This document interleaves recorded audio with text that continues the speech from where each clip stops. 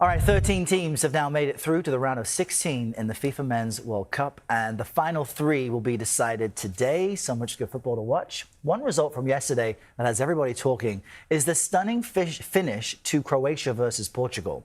You had a late equalizer by Croatia that appeared to send the game to extra time. They would have still had a shot, but a controversial video review, I've seen this replay so many times, ruled that that goal was actually offside. Let's bring in Lukas, Weese. He's a staff writer at The Athletic. He was at the Portugal-Croatia match. Okay, so I want to hear about the decision, the VAR decision that turned things the other way for Croatia, and what it was like to be inside when I think I saw through the TV screen fans were throwing trash on the field. They were so upset.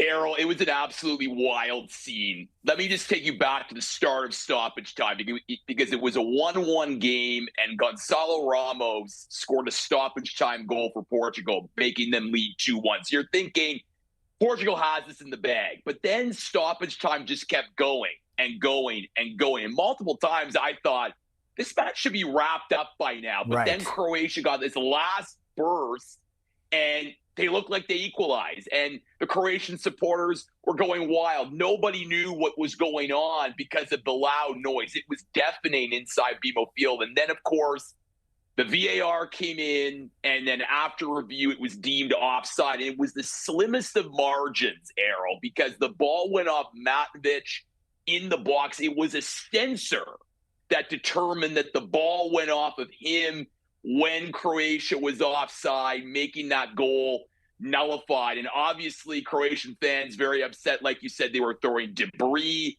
beer cans on the field. They had to delay the start of the match for a couple minutes. Just a wild scene to me, the most dramatic second half of this World Cup thus far. Yeah, in a World Cup with plenty of dramatic second halves. And to the naked eye, it looked like the ball didn't touch the player, but the replay with the sensor showed that it did. So heartbreaking for Croatia. But this game also made history in that it was the first time, I understand, two players over the age of 40 faced each other in a knockout round match. How significant is that? Very significant. Those two players being Cristiano Ronaldo for Portugal and Luka Modric for Croatia. The two captains embraced before the game, and these are two legends of football. You look at Cristiano Ronaldo, multiple Ballon d'Or winner. He's won a European championship before.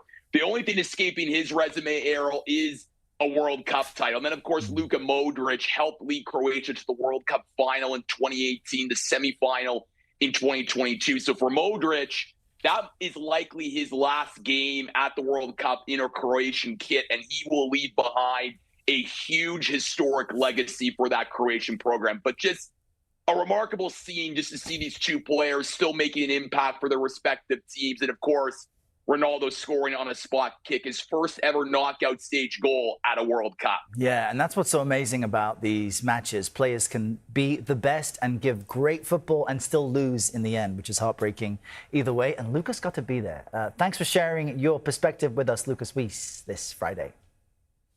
My pleasure. Thank you.